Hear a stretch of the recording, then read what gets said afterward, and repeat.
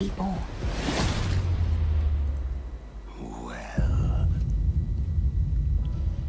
a lowly tarnished, playing as a lord. I command thee now!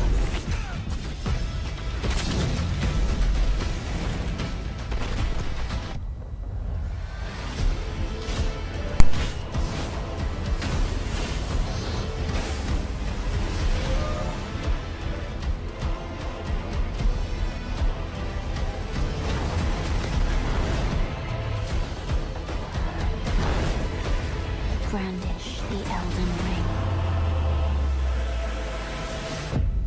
For all of us.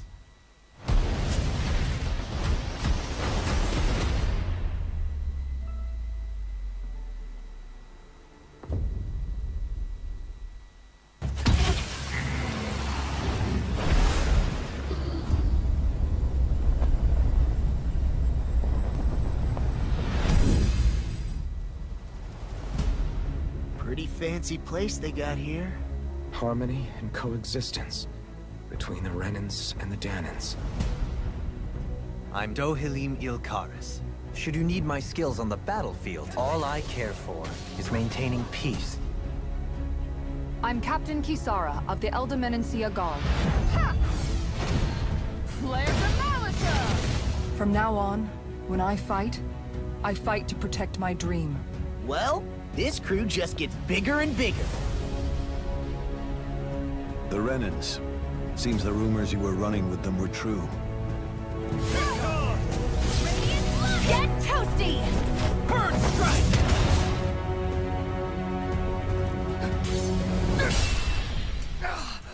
Been looking for you. All of you, get the hell out of my realm! This is Danan's realm and it's ours, understand?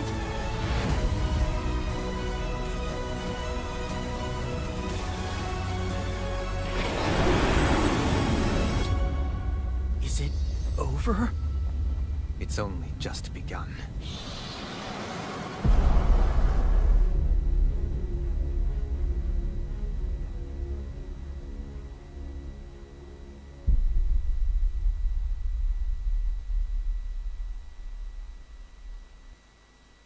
Peggy 18.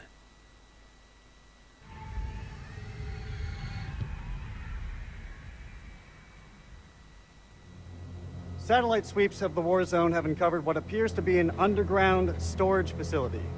But I strongly suspect it's where chemical weapons are hidden, so we need to move fast. We're on approach and ready to go dark.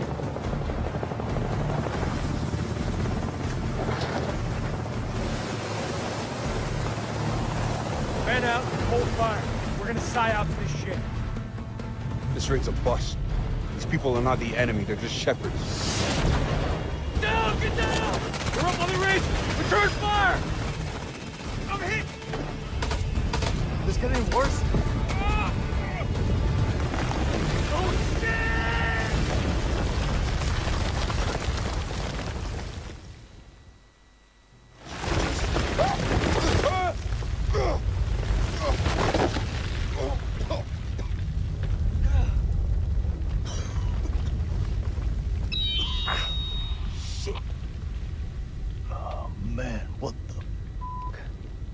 This is Mailman 2-1 actual. All teams sound off. Over.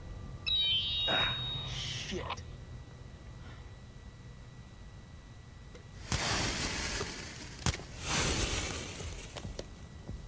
Rest of the squad must be around here somewhere. Jason! Jason! I'm close, man. I'm coming.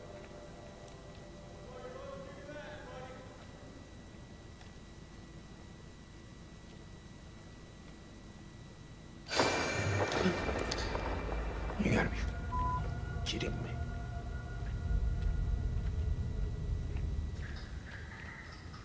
That don't sound too promising.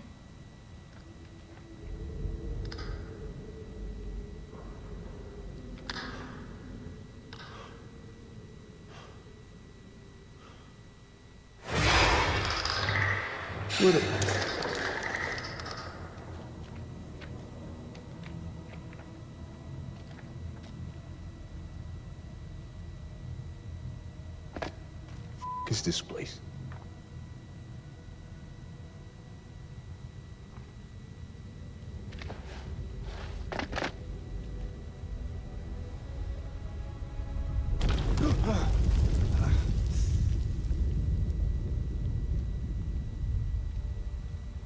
That you, Nick? Well, ain't that something? Where on God's green earth have we landed? We need to get back topside, regroup with the rest of the squad, and signal for medevac. This place ain't no weapon silo, but it's sure as crawling with Iraqis.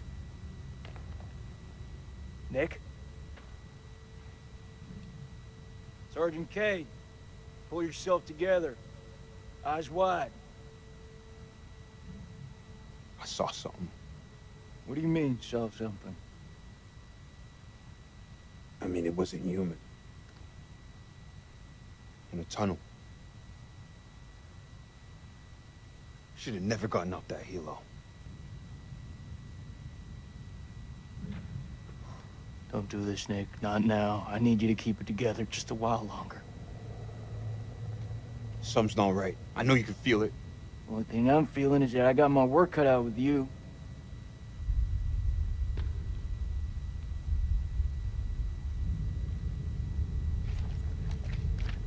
You ever seen anything like this? What the hell is this place? Guys, I flunked history at school.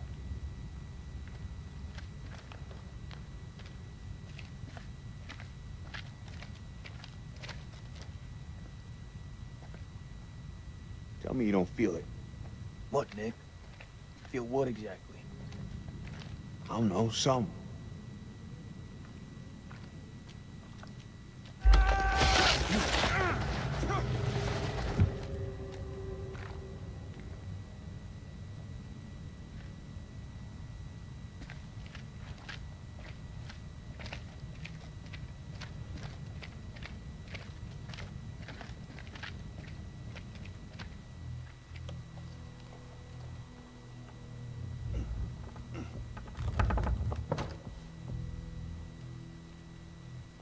Some more muscle. You skipping gym again?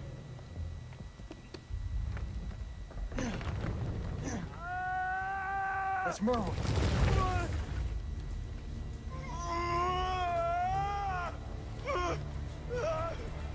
Jesus, I'm trying. Will you stop squirming around? It's bad. He's bleeding out. We have to cut him down right now. Hold tight, buddy. We got you. Nick, I need you here. Cut the wires.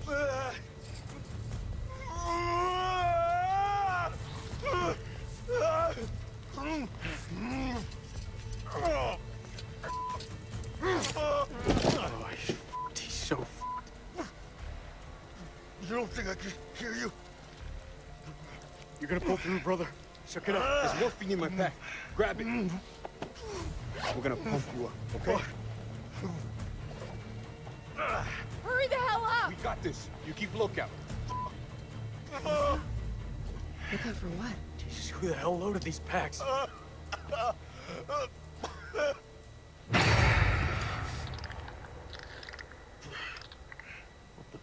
Just happened.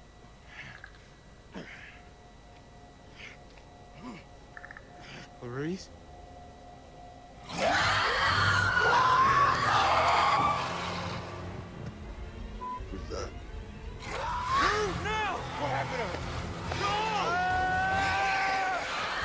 He's out there. Oh no, I ain't trying to find out. Let's move.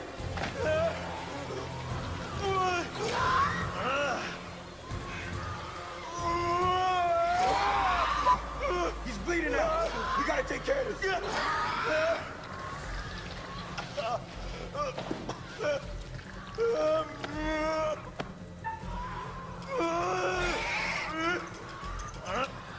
Jake.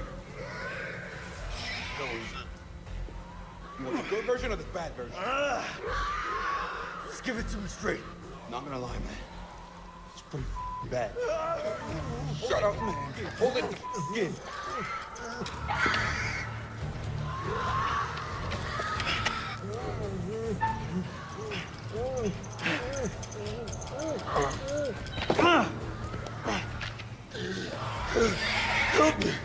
in, man. Hold it the in. I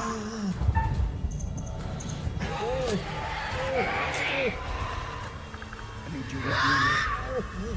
So what? Didn't I just tell you to keep your shit together? You're coming for us.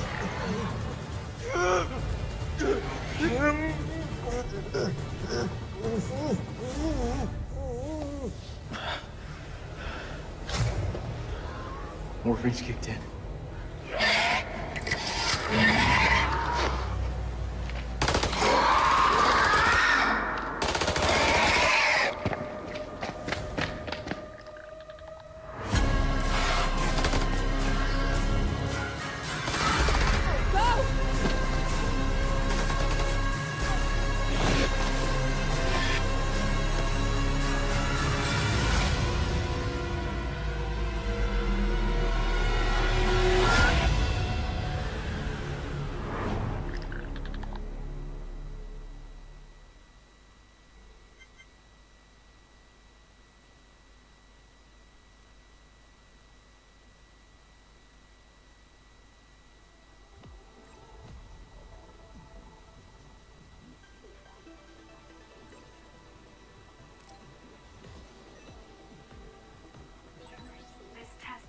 My assignment. I hope I'm in the same platoon as Naomi. Thinking about it now won't do me any good. I have to focus. I should be able to complete the assignment as long as I'm calm.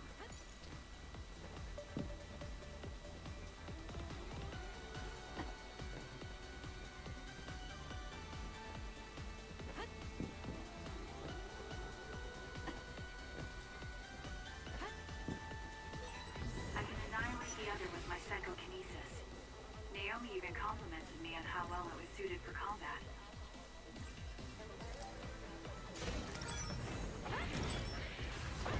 Next.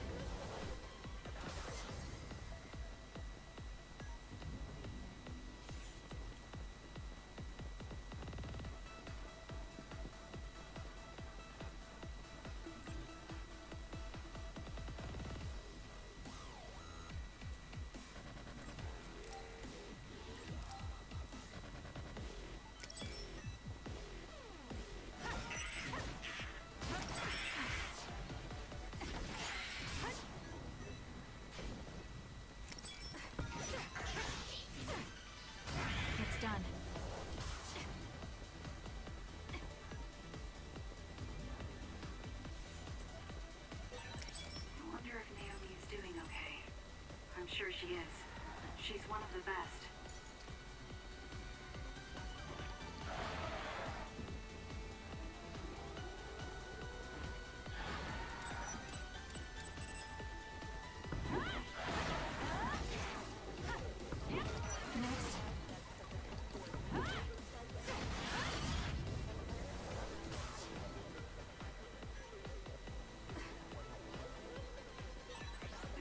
The exam has entered the final stage. I feel like I'm in good form, but I can't relax just yet.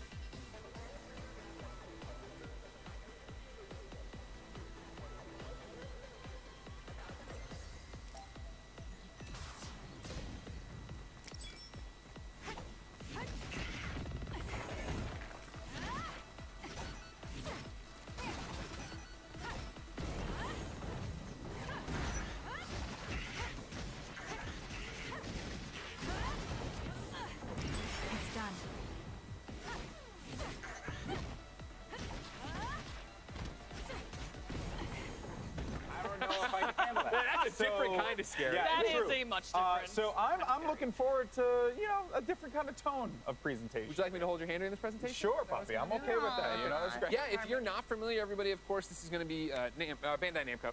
I still want to say Namco Bandai. It's when they changed the name, it was years ago, and it still screws me up to this day. Of course, they're working with Supermassive Games on the Dark Picture Anthology, a whole bunch of different horror games that are coming out in quick succession. This is the third one in the anthology already, but if you didn't know them before, of course, Supermassive made Until Dawn, a breakout PlayStation hit that then led to this deal. Of course, they've done Man of Medan already. Now they did Little Hope, and now it's time to see more of House of Ashes. And so, yeah, this one's an exciting, different thing, right, Jackie? Well, I have been closely monitoring every trailer, any gameplay that has dropped on this, and it is so scary. Like, I really cannot emphasize that enough. But for me, it has to be more than scary, and it has to be more than these terrifying aliens. For some reason, the story really hits with me, and you can also tell that they've invested so much time into this project, and I'm really hoping we get more of an inside look here, because I am on board, and it is bloody and gory and aliens, and I'm here for it. Yeah, of course. Not your cup of tea, but 100% mine. You know what? Hey, I'm here for it, though. I'm Drink gonna it watch up, it. I'm gonna watch it all.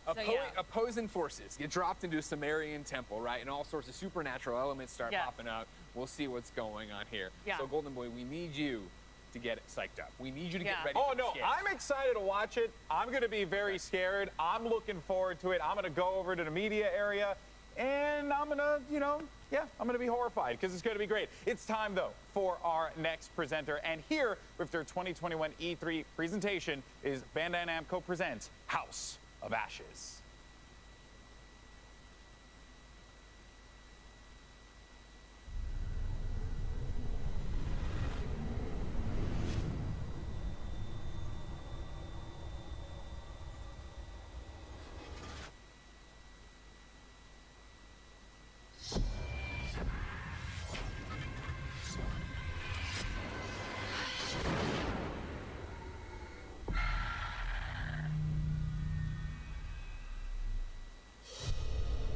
An ancient horror has awoken from its slumber and is hungry for blood.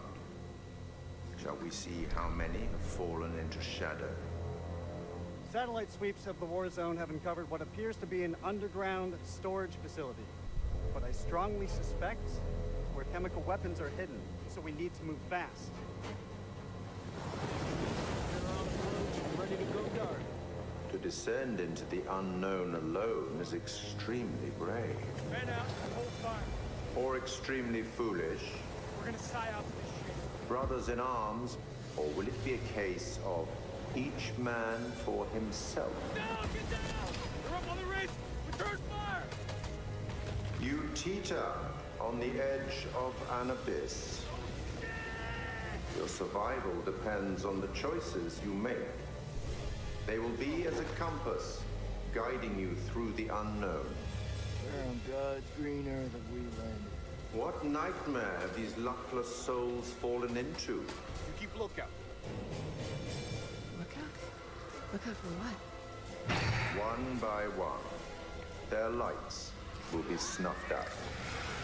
Unless you can find the means to save them. Trapped beneath the earth, swallowed Let's go. by the void. Will you find the path to salvation? Or be lost in the darkness forever?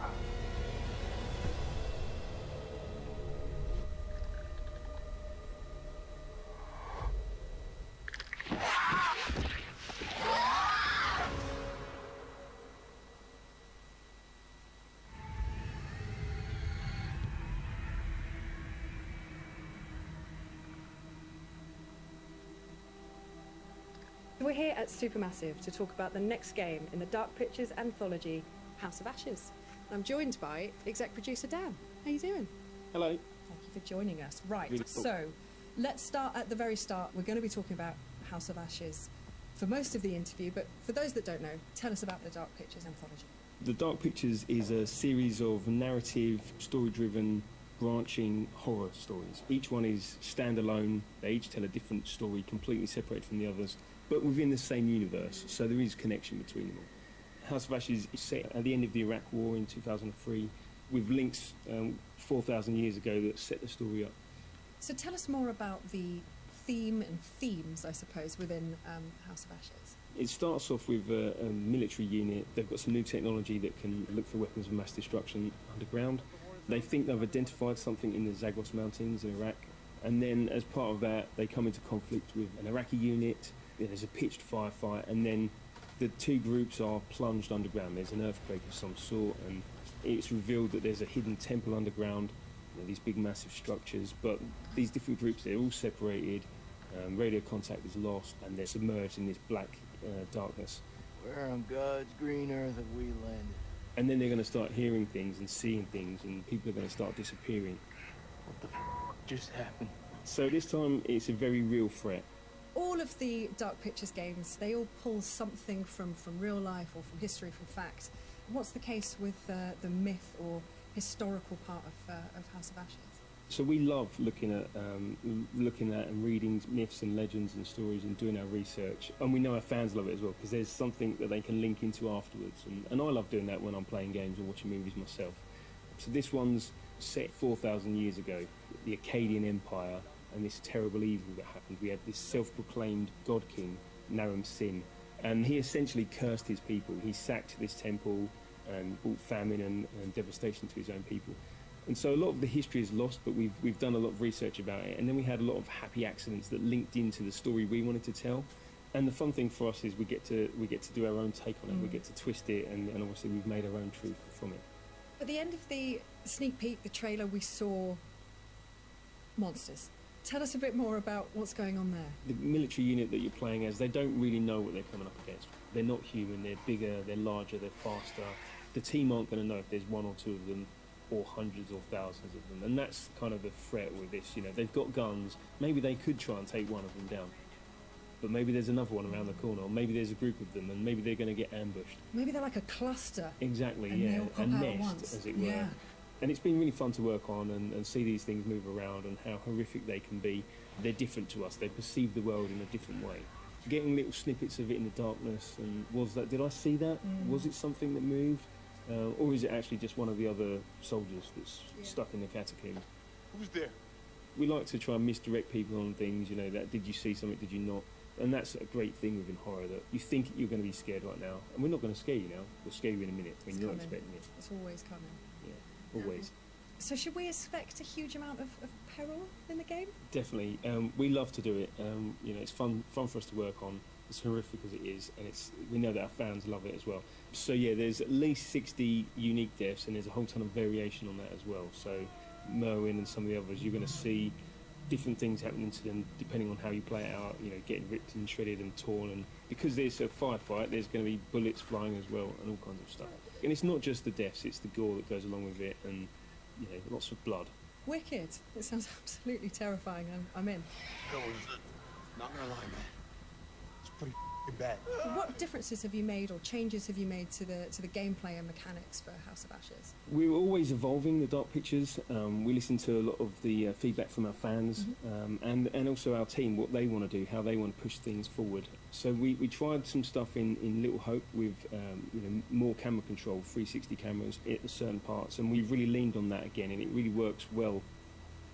In House of Ashes, lots of the game is set underground, and so these sort of corridors which are really tight and oppressive. Creepy. Yeah, indeed. So we've had to learn, because you take away the fixed cameras, and that takes away some opportunities for horror. But we've had to learn new tricks to scare people and ramp up the tension and the chance for jump scares, which some people love. We've also got a new torch mechanic, so it's military themed. So these guys are going to be walking around with weapons, with torches mounted on them. We love the lighting that we do, this sort of really inky black darkness that we have, and sort of the contrast to the bright areas.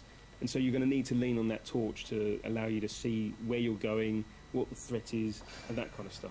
We've also done things like added difficulty settings to this game. So in Little Hope we added QTE warning icons as an example, and we've got some really good positive feedback about that, but also some people want to turn that off. We want to allow you to play the game in your way. So with our accessibility settings and difficulty settings, if you want to have a more casual experience, you can change those settings. Still, most of your characters are going to end up dead, but that's spoilers, what happens, yeah, indeed. but that's what we come here for. That's okay, we can deal with it. So I've got to ask, what was it like working with Ashley? So Ashley was fantastic. She researched Rachel. She understood her when she came on the set. It's so refreshing. She knew her inside out. And Rachel is a flawed character, so she brought that through so fantastically. The rest of the cast were fantastic as well. When we were looking for Joey, Salim helped me. You didn't tell me this because... You'd flip your shit. We want you to connect to these characters and understand them as humans. We want them to seem real because they're real to us. You know, we spend a long time designing them, and I don't mind if you hate any one individual character because you don't like everyone in real life. But maybe you'll like them when you see the journey they go on. Maybe you'll like them once they're dead and you feel bad about it. And you feel bad about it, definitely. Yeah.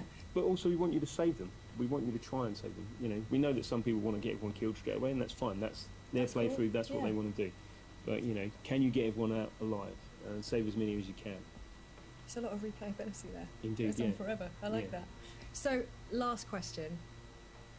Favourite scene? Favourite scene. So, Salim, our Iraqi soldier, and Jason Kolchak, one of the Marines that's there. There's a way that can play out and a sort of contest between them, and you can make it go in a number of different ways. The enemy of my enemy is my friend. It's really emotional. Seeing them film it, I was lucky enough to be there, and then seeing that come through in game, I think we've got something there. I think that's gold. And then, of course, I love scaring people, so I love the jump scares. I love the moments of tension that we bring. We can't hold you in that moment, so we've got some fantastic jokes in there as well to allow you to relax for a moment before we scare you again. To take your mind off the imminent threat. I like that. Dan, thank you so much. This has been really cool to talk about, and I'm sure, you know, I'm excited and terrified in equal part, and everyone else is just excited, I'm sure of it. And it's been a real pleasure to speak to you, and I can't wait to get it into people's hands. It's going to happen.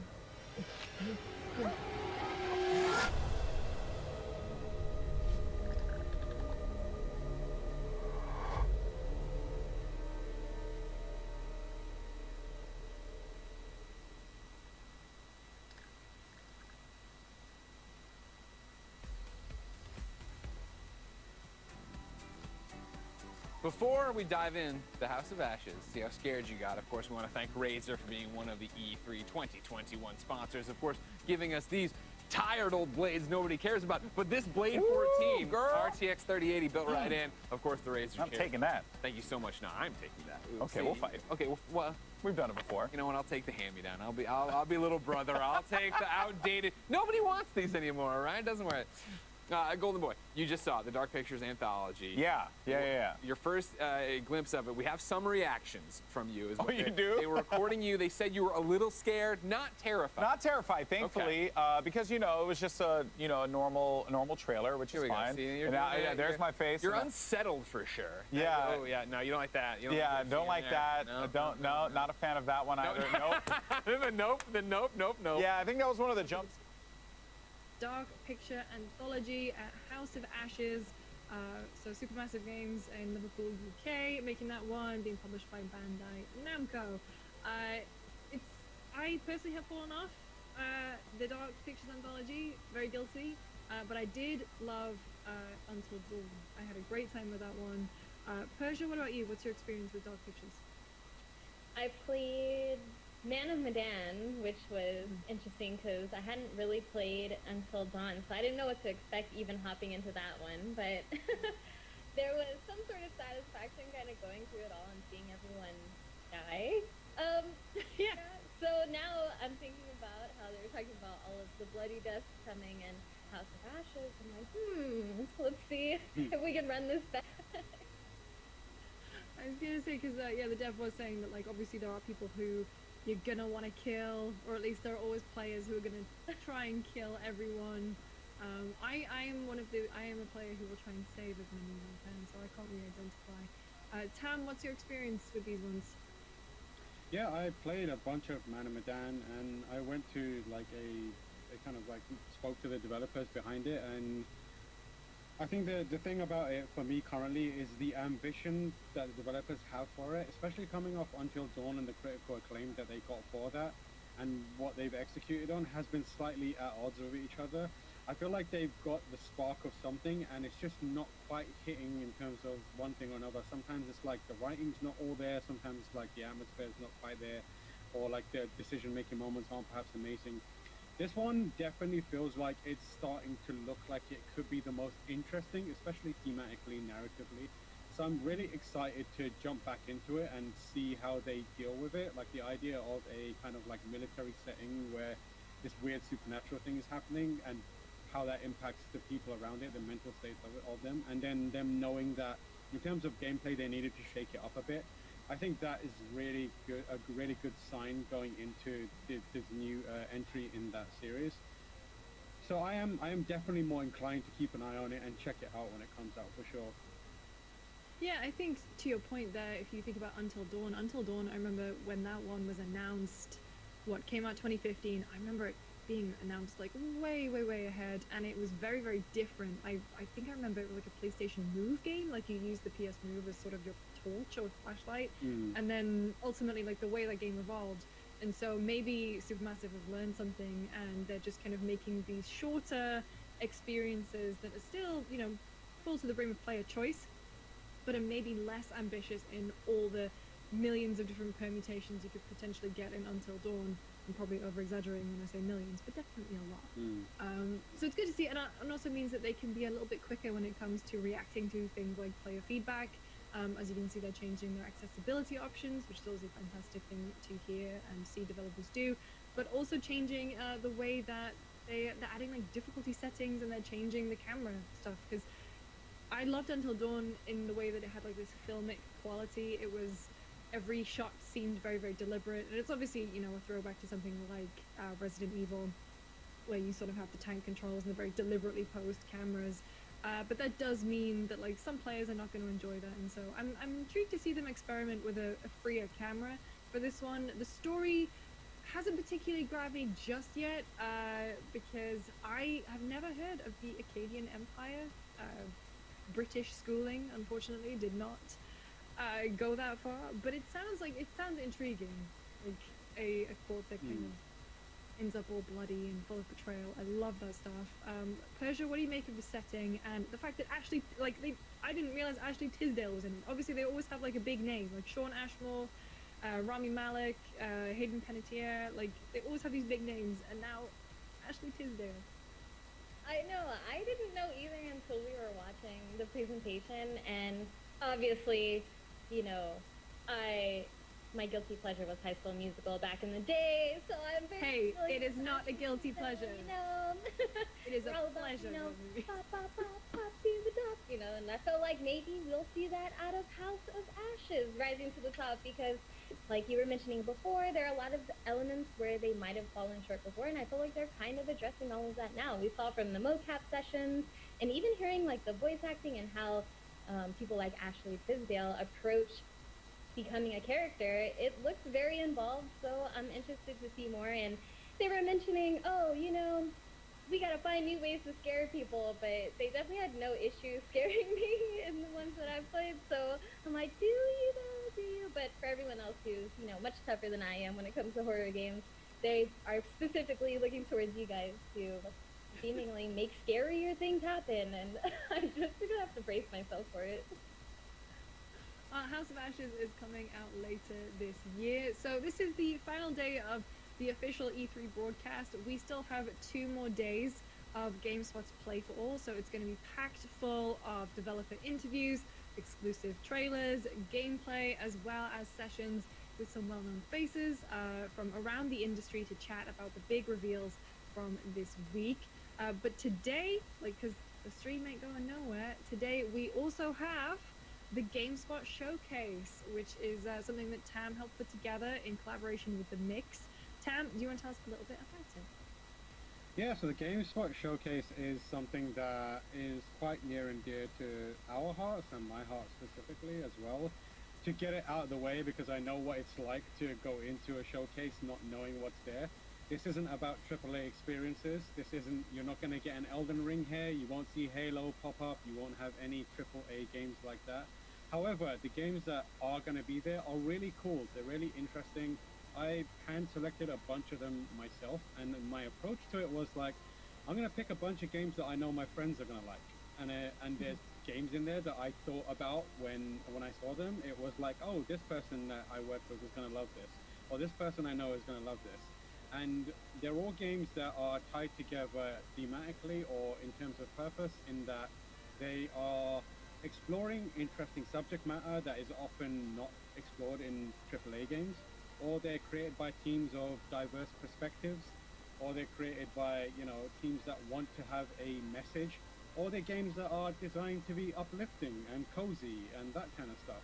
This is the kind of stuff that I think is going to be, like I said, not blockbuster games that you're going to be like, holy moly, this is going to be game of the year. I mean, some of them will be game of the year, I'm sure, for a lot of people, but it's the smaller experiences that are going to be meaningful to you in your life, and they will either make you feel good about playing them, or they'll make you think when you put them down, or you'll want to speak to someone and be like, you should check this game out. It's a small indie game that's really, really neat. And it's split up into it's an hour, and there are 4 interviews that are going to happen during that whole hour, and they're for 4 games that come from people, or they're 4 ideas, or get 4 games that I really like stuck with me and I wanted to explore them. So they're like maybe 5 or 6 minutes each per interview. In between that, we're just going to be talking about, here's a bunch of games, and we're going to show a quick hits of trailers for these games. So it's quite a lean, I think, showcase. I very much, myself and Randy and the team at the Mix that worked on it, were very cognizant of the fact that, of the pacing of it. We didn't want to have people like falling asleep watching these kind of showcases, and, you know, not really giving people things to get excited about. So we made an effort to make sure that there's always going to be something that someone watching there is going to be like, oh, that's cool, or as in the interview sections, there's stuff there that you're going to say like, oh, that's an interesting perspective or subject matter. So yeah, please do check it out and share it and let people know. This is the first time we've done anything like this, and I hope that people take to it, because I'd love to do more of it. Yeah, well, that is today at 3:30 p.m. or 3:35, I think it is. I can't be specific timings. We'll be streaming the whole thing. You can also find it on the ESA's broadcast, E3's broadcast. But it's going to be a good time, and Tam's put a lot of hard work, as well as the folks at the Mix, to put it all together. So make sure you watch. That's not all that we have today. The official E3 awards are also happening. Persia, I mean, what do you think is going to be, what do you think is the game that is going to like walk away with the most awards today? I mean, it's tough because when I first started watching all the press conferences, as they were coming by, every conference had something that caught my eye. But, you know, I gotta stick with my roots. Like, the Halo multiplayer looked really, really good. It got me super excited. And honestly, I've watched it so many times, slowing it down, looking at everything, seeing what's new, what's coming back. And it just reminds me of the old days when I used to play so much Halo 2 and, like, you know, breaking the game down with friends, and I'm ready to run it all back in 2021. So, you know, holiday season is coming, so honestly, I gotta give all my love to Halo, even though there were a ton of games that were really cool. Like, my second favorite is probably Redfall so far. I really love the cinematic, I love the theme. You know, some friends of mine, we've been kind of trying out, like, VTM and stuff, and there was also a VTM game too. There's just so much. It's just hard to pin down. It's hard to pin down anything, but Halo's definitely going to be it for me. Tam, what about you? You know the answer to this. You know the answer to this. Well, does it count though? Because it was in a different show. I do not care. In the last month, the best thing to happen to the world has been an Elden Ring trailer and a release date. We got a release date and a trailer. That is wild. Elden Ring is of the event of the E3 season, the Summer Games mess. Elden Ring is my pick. But if I had to pick outside of that, I would have said Halo, but Persia locked it down. So, and I appreciate that. So that at least it's getting some mention there. But Metroid looks amazing. I'm so excited for that. Advance Wars is back, and I'm so excited for that as well. And Replaced as well, I think, is one that really, really stood out to me. Such a cool looking game.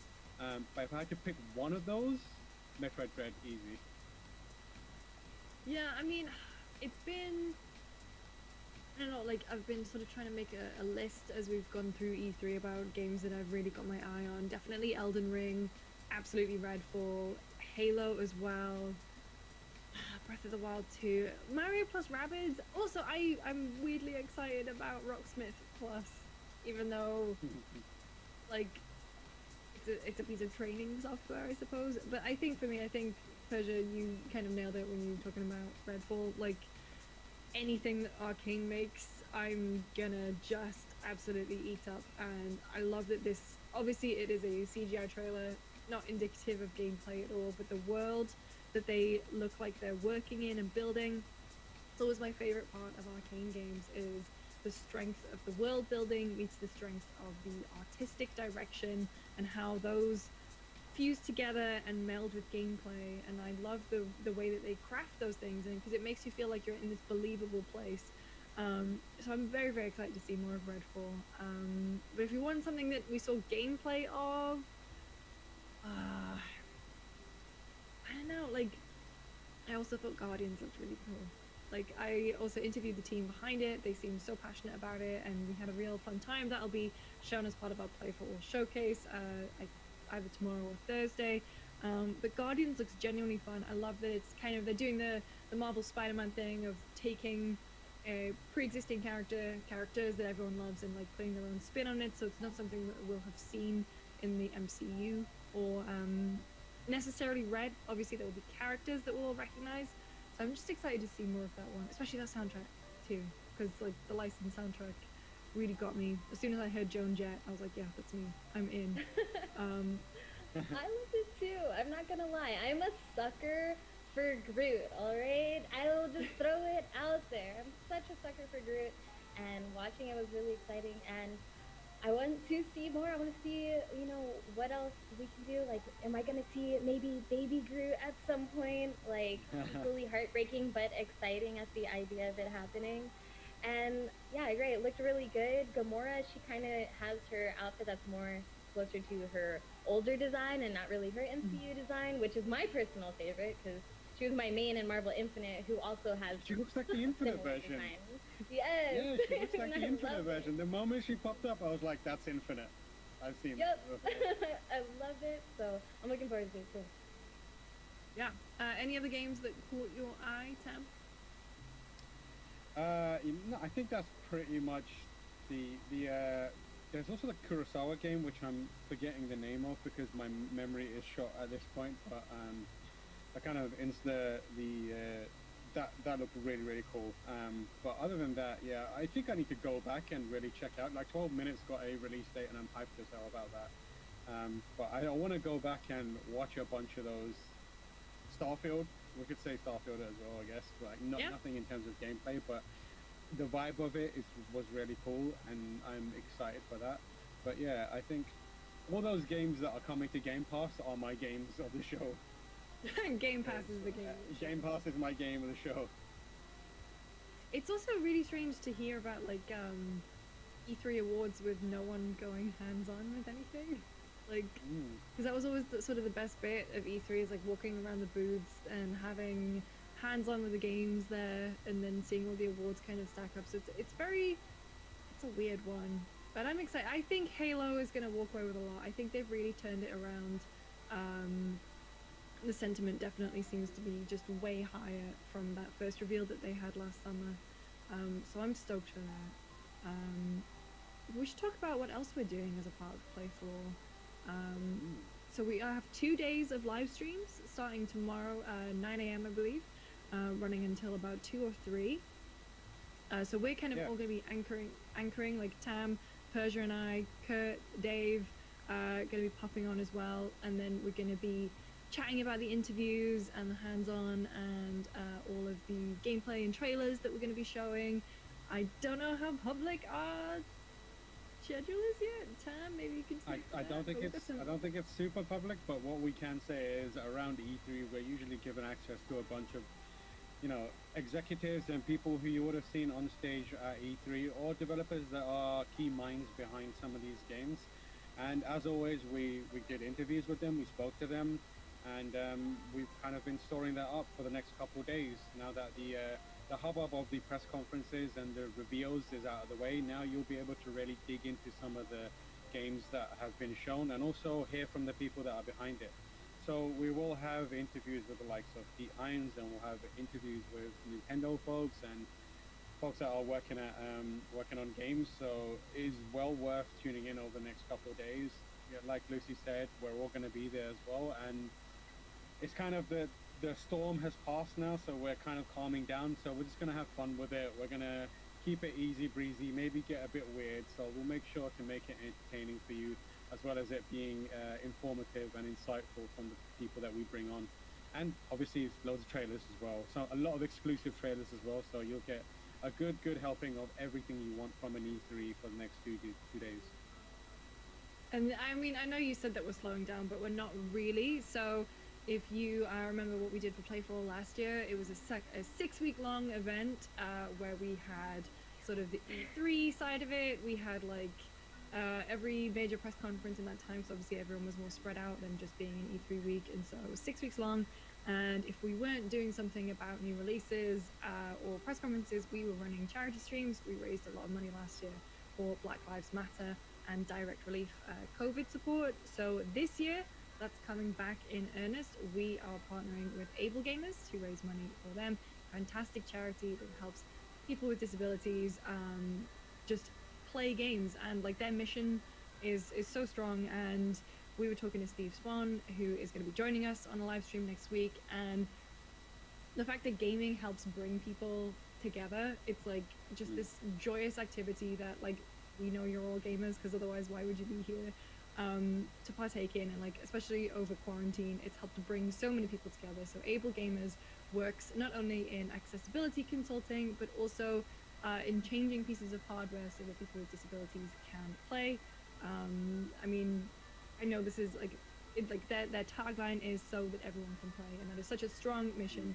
So we are going to be raising money to go towards their Spawn Together initiative that Steve's put together. Tam, do you want to talk a little bit about what we've got planned?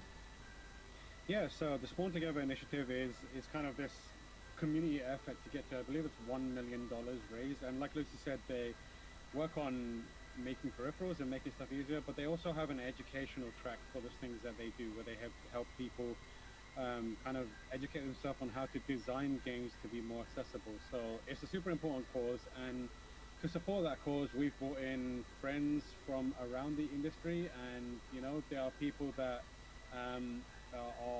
we're fans of and we wanted to work with and we're excited to work with, and we're going to say who they are, a few of them, but stuff is fluid. People are always moving in and out, so you know, you never know, there could be some last minute changes, but obviously we are going to be partnering with our friends at Giant Bomb.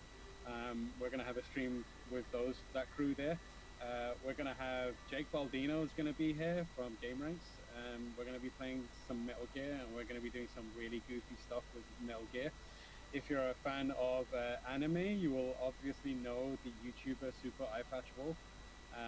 And Super Eyepatch Wolf was very kind enough last year to hang out with us and you know, play a game for the first time. He'd never played What Remains of Edith Finch, and he wanted to play that on stream, and we did that. So we've brought him back, and we've teamed him up with internet sensation, one of the smartest minds in my eyes around right now, H Bomber Guy. So it's going to be me, Lucy, H Bomber Guy, and Super Eyepatch Wolf. We're going to be playing Heave Ho, and we're going to try and have an intelligent discussion at the same time. Beyond that, we've got the Kind of Funny crew coming on. We'll have Greg, Snowbag Mike, Blessing, and we're going to be playing. What are we playing again? Knockout City. We were playing Knockout City, which was a ton of fun. And we've also got Steve Swan from Able Gamers joining us as well. And John Robertson is going to be doing his incredible Dark Room with us next Tuesday, which is like an interactive choose your own adventure. It's wickedly twisted. He streams it quite frequently. He did a charity stream the other week, and I popped on and I had the best time, and it's like all interactive with Twitch. He does some really cool stuff there, so you won't want to miss it. We're going to be streaming twice daily, 10 a.m. PT until 12 p.m. PT is kind of like the morning slot, and then 2 p.m. PT till 4 p.m.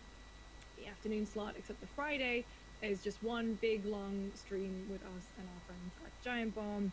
Very excited for that one, because obviously, like, I mean, Tam right there is repping the giant bomb right now. Unintentionally, guys. Always, always. No, I did it on purpose. I was like, I'm gonna wear my giant bomb t-shirt today because I need the energy. But yeah, those are just a few of them. We've got way more people lined up. It's gonna be fun, and like I said, we're raising money. We set our goal. As Gamespot does, we shoot for the moon. We've set a goal of $50,000. So please do share. The link is available right now. You can start. I believe it's on screen. It should be on screen. If tinyurl.com/playful20. Yep, there it is. You'd love to see it. tinyurl.com/playful2021. Please, if you can, donate. It's going in there. If you can't, share it around, let people know. I'm sure you know people who will be very, very much up for donating to a good cause. So share while you can. Let's try and get as close to 50K as we can. If not, hit it. Yeah, I mean, it's going to be a lot of fun. We've put a lot of heart and soul and blood and sweat and tears into arranging not only E3 but sort of like a week of charity stuff. We're going to blow off some steam, have fun with some faces that you may know and recognize, and also raise a bunch of money for charity. So that's our plan for the next week and a bit, because you thought E3 was over today. It's definitely not. Like I said, so the rest of this afternoon we have the Gamespot Playful Showcase, we have the E3 Awards. We're going to wrap up here very quickly, but later on today we've got Kurt and Persia back to do the sort of end of day wrap. So before we go, just now, what have been your biggest, the most fun thing you saw today, Persia?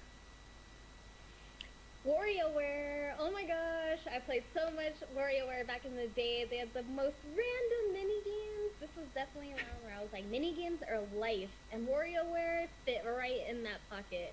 And the fact that they announced it, I was like, what? And then I can play with friends. What? I was like, this is perfect. I love it. Was not expecting it. I got hype in the group chat, and they were like, this is for business, important stuff only, Persia. I'm like, I'm sorry, but WarioWare. So that was definitely the most fun announcement for me. All right, and now we're going to throw back over to the ESA stream. We'll be right here after all of the awards and stuff are done to wrap up E3. We'll see you then.